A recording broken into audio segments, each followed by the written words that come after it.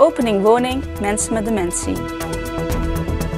Venrayse carnavalsposter. Het is vandaag 31 januari. Dit is het Pelemaasjournaal.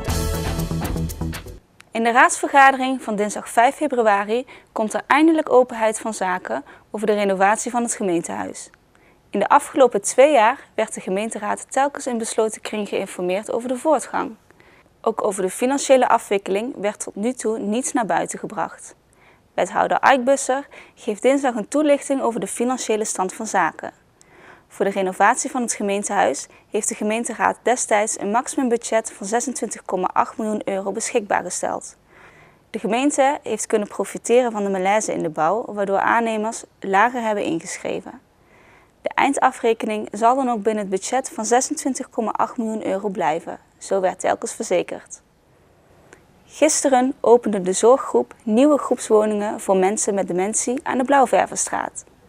De kleinschalige woonvormen zijn de eerste die helemaal gebouwd zijn volgens de visie Zorg voor mensen met dementie. In totaal zijn er 4 woningen voor 28 mensen gerealiseerd. De bewoners zijn afkomstig van het huidige verpleeghuis Beukenrode. De woongroepen zijn vernieuwend om een aantal redenen.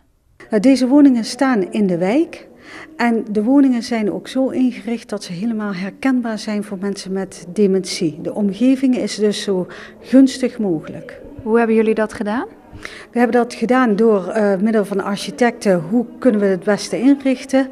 Maar ook hebben we meubels van Marktplaats, van Winkel van Sinkel, van het Pakhuis hebben we spullen gekocht. Dus vooral niet nieuw en absoluut geen projectmeubels. De oude meubelen en gebruiksvoorwerpen binnen het huis geven de bewoners een veilig gevoel.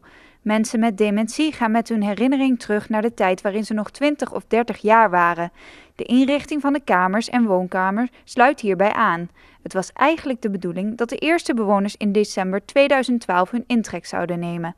De bouw liep echter vertraging op door een onvoorzien voorval. Nou, er is helaas ingebroken door een koperdief en die heeft voor behoorlijk wat schade gezorgd. En dat maakte dat wij later open konden gaan dan dat we eigenlijk wilden. Er waren veel genodigden bij de officiële opening aanwezig. Zij kregen een rondleiding door de groepshuizen en waren enthousiast over het eindresultaat. Ja, mensen zijn ontzettend positief en vinden het ontzettend leuk ingericht. Alhoewel we soms ook opmerkingen krijgen van, goh, hebben jullie nou niet voldoende geld voor de inrichting? Als we dan het principe daarachter vertellen, dan begrijpen mensen het ook. En dan zijn ze ook meteen enthousiast. Volgende week verhuizen de eerste bewoners van Beukenrode naar de Blauwvervenstraat. De zaalvoetbalteams van Lake Valley spelen aanstaande vrijdag voor eigen publiek. Om 7:15 's avonds treedt het herenteam in de eerste divisie B aan tegen Arkan uit Maastricht. De Zuid-Limburgers bezetten de 3e plaats achter het leidende duo Groene Ster en Noordzee. De uitwedstrijd in Maastricht leverde een dikke 11-3 nederlaag op voor het Venrayse team dat met 3 punten de ranglijst sluit.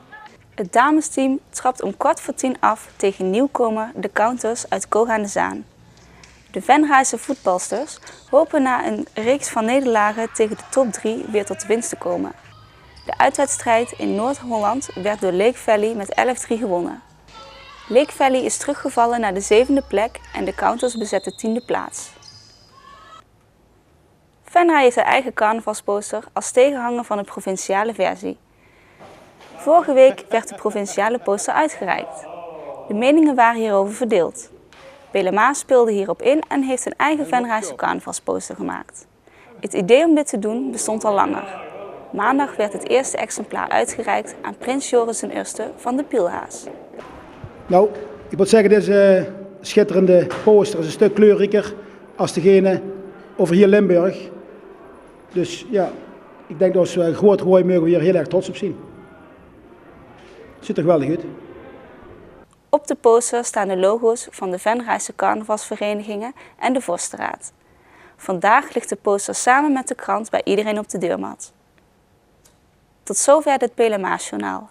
Tips kunt u mailen naar de redactie. Deze uitzending wordt herhaald tot en met vrijdag 12 uur 's middags. Vrijdagavond is de eerstvolgende nieuwsuitzending. Weer of geen weer, bij ons is het altijd vakantieweer. Morgen regent het langdurig tot aan het begin van de avond. 's Nachts liggen de temperaturen rond de 5 graden. Overdag loopt het op tot 8. Zaterdag waait het erg hard en is er kans op natte sneeuw of andere winterse neerslag. Het wordt maximaal 4 graden. Ik wens u een fijne avond en graag tot morgen.